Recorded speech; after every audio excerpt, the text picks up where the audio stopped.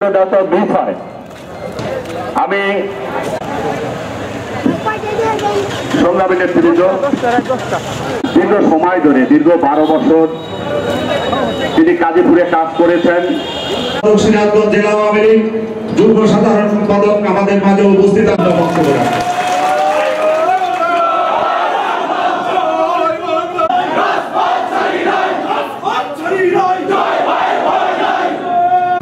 اللهم صل على محمد وعلى آل محمد كما صليت শহীদ মনসুর আলীর পরিবারের যত সদস্যবৃন্দ ইন্তেকাল